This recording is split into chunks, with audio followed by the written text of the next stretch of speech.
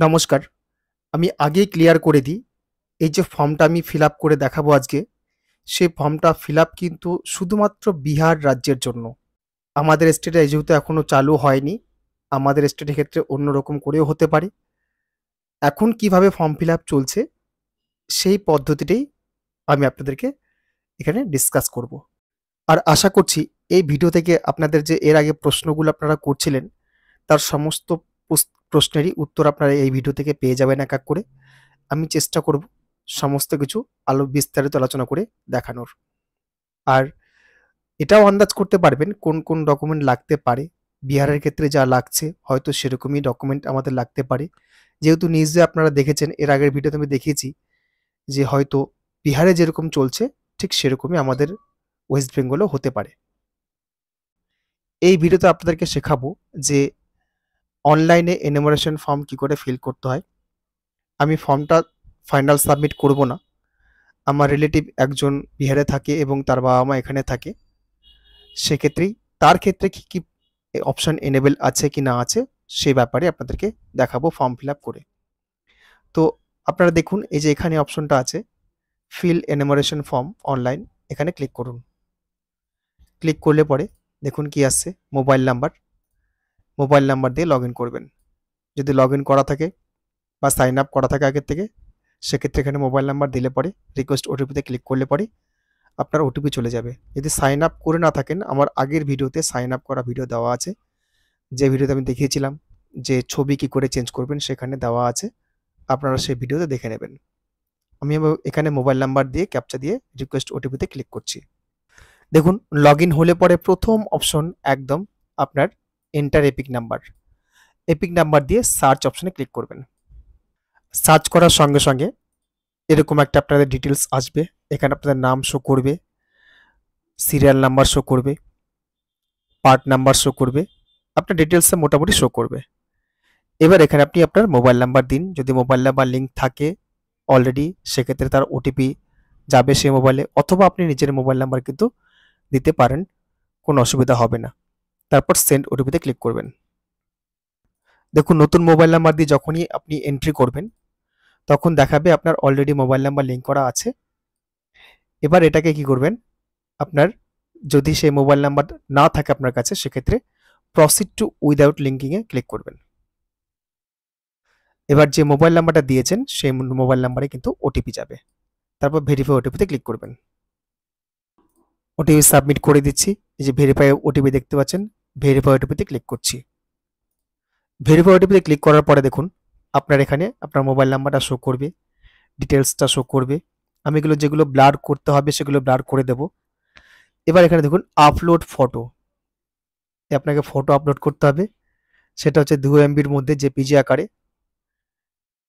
তারপর নিচে চলে যাচ্ছে একটু, এখানে দেখুন আপনার ডেট অফ বার্থ ইনপুট করতে বলছে।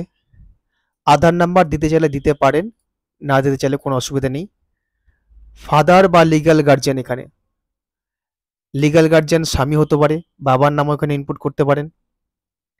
ফাদার বা গার্জিয়ান এপিক নাম্বার অপশনাল, কিন্তু এখানে চাইলে দিতে পারেন, বা গার্জিয়ানের এপিক নাম্বারটা সেটাও কিন্তু অপশনাল। মাদার্স নেম ইনপুট করতে পারেন, মাদার্স এপিক নাম্বার অপশনাল। স্বামীর নাম, এই স্বামীর নাম এখানে অপশনাল আছে, কিন্তু আপনারা চাইলে দিতে পারেন। স্বামীর ভোটার কার্ডের নাম্বার এখানে দিতে পারেন, optional. Place of submission, enter place, আপনি যে জায়গা বিলং করছেন সেখানে দেবেন। আপলোড সিগনেচার এখানে আপলোড করবেন। তারপরে নেক্সট অপশনে ক্লিক করবেন। দেখুন তারপরে নেক্সট করলে পরে এই যে অপশন এলেবেল হয়েছে, এই অপশনগুলো এবার দেখুন। এটা হচ্ছে name exist in electoral roll, যেটা 2003-এর ভোটার লিস্টটা পাবলিশ করেছে এসিআই, সেখানে যদি থাকে এখানে চেকমার্ক করবেন। বর্ন ইন ইন্ডিয়া বিফোর 1/7/1987, এটা যদি হয় এখানে চেকবক্সে ক্লিক করবেন। Born in India between 1/7/1987 and 2/12/2004, এখানে ক্লিক করবেন। তারপর হচ্ছে বর্ন ইন ইন্ডিয়া আফটার 2/12/2004, চেকবক্সে ক্লিক করবেন। আর হচ্ছে বর্ন আউটসাইড অফ ইন্ডিয়া এখানে, আর অ্যাকোয়ার্ড সিটিজেনশিপ বাই, এই দুটো আপনাদের না দেখলেও চলবে। আমি এক এক করে এখানে ক্লিক করছি। এখানে ক্লিক করলে কি দেখাচ্ছে দেখুন, আপনার যদি ইলেকট্রাল রোল থাকে 2003-এর লিস্টে থাকে, সেক্ষেত্রে সিলেক্ট অ্যাসেম্বলি, অ্যাসেম্বলি সিলেক্ট করতে বলছে কোন জায়গাতে আপনার নাম আছে, অ্যাসেম্বলি নাম্বার কি আছে, নাম কি আছে, সেখানে আপনার এখানে যে কোনো একটা সিলেক্ট করলে পরে আপনার অটোমেটিক চলে আসবে পার্ট। এবার ওল্ড সিরিয়াল নাম্বার, আপনার সিরিয়াল নাম্বারটা এখানে কিন্তু বসাতে হবে। এবার এটা যদি না করে আপনি এটাতে ক্লিক করেন, সেক্ষেত্রে দেখেন কি আসছে, বর্ন ইন ইন্ডিয়া বিফোর 1/7/1987। এখানে দেখুন কি আছে, যে 11টা ডকুমেন্টের কথা উল্লেখ করেছে। এনি আইডেন্টিটি কার্ড, যে কোনো identity card, pension payment order issued by regular employee, আপনি যদি কোনো স্টেট গভর্নমেন্ট বা সেন্ট্রাল গভর্নমেন্টে কাজ করেন তার identity, any identity card certificate document issued India government, birth certificate, passport, matriculation, মাধ্যমিকের document, permanent resident certificate state অথরিটির ক্ষেত্রে, ফরেস্ট রাইট সার্টিফিকেট, এই দেখুন কাস্ট সার্টিফিকেট, কাস্ট সার্টিফিকেটে কিন্তু আছে, national register certificate, family register prepared by state বা local authorities, any land house allotment certificate, any other document. এই ডকুমেন্টগুলোর মধ্যে যে কোনো একটা ডকুমেন্ট কিন্তু আপনাকে আপলোড করতে হবে। এবার আমি যদি এটাতে ক্লিক করি, এখানে কি দেখাচ্ছে দেখুন, যেটা 1/7/1987 থেকে 2/12/2004, এখানে একই জিনিস শো করছে, আলাদা কিছুই নয়। আর এখানে ফাদার, বাবার ক্ষেত্রে যখন নিচেটা ক্লিক করবেন, আপনারা জানেন এই ক্রাইটেরিয়ার মধ্যে পড়লে পরে বাবা অথবা মায়ের যে কোনো একজনের যে ডকুমেন্টগুলো চাইছে, একই রকম ডকুমেন্ট দেখতে পাচ্ছেন, 11টা ডকুমেন্ট। যে প্রশ্ন করছিলেন যারা, যে 11টা ডকুমেন্ট কি কি আছে না আছে, এই যে সেই 11টা ডকুমেন্ট। এবার এখানে একটা ডকুমেন্ট আছে পার্মানেন্ট রেসিডেন্ট সার্টিফিকেট। এই সার্টিফিকেট যদি আপনার ইস্যু করেন, অর্থাৎ আপনার লোকাল রেসিডেন্সিয়াল সার্টিফিকেট যেটা আছে, সেই সার্টিফিকেটটা যদি অনলাইন থেকে তুলে আপনারা এখানে আপলোড করেন, তাহলে কিন্তু এই জিনিসটা হয়ে যাবে, যেটা permanent resident certificate, domicile certificate যেটা বলা হয় সেটা। এবার ডোমিসাইল সার্টিফিকেট আপনারা কি করে আবেদন করবেন সেটা জানেন। এখানে একটা সহজ পদ্ধতি, এটা domicile certificate, permanent resident certificate যেটা স্টেট অথরিটি থেকে দেয় সেটা। তো যাক, এই কটা অপশন দেখালাম। এই অপশনে দেখাই কি আছে, যে আফটার 2/12/2004 সে একই অপশন আপনার এখানে অ্যাভেলেবেল হয়েছে। আর বাবা এখানে সিলেক্ট বার্থ প্যারেন্ট আর ইন্ডিয়ান, ইয়েস করতে হবে নিশ্চয়ই। এখানে তাদের ডকুমেন্ট দিতে বলেছে, একই ডকুমেন্ট, সেই 11টা ডকুমেন্ট। ডকুমেন্ট মায়ের এটাও দিতে বলেছে, দেখতেই পাচ্ছেন সম্পূর্ণ একই ডকুমেন্ট আছে, সেই 11টা ডকুমেন্টই আছে। আপনার বারবার উল্লেখ করছে জিনিসটা, 11টা ডকুমেন্টই আছে। তো এই হচ্ছে ডকুমেন্টের ব্যাপার। তারপর এখানে যে চেকবক্স আছে দেখতে পাচ্ছেন, এই চেকবক্সে ক্লিক করতে হবে, প্রিভিউতে ক্লিক করতে হবে।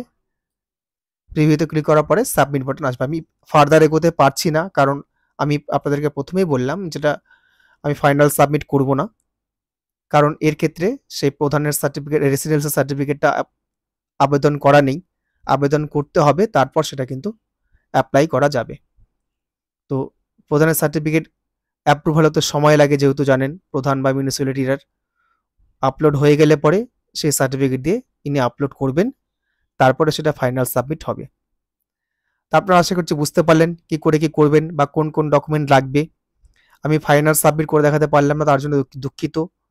আপনারা অনেকেই বলছিলেন যে একটা লাইভ অ্যাপ্লিকেশন নিয়ে আসার জন্য, তো আমার রিলেটিভ যেহেতু বারণ করলো, সেহেতু আমি অ্যাপ্লিকেশনটা ফর্ম ফিল আপ করতে পারছি না।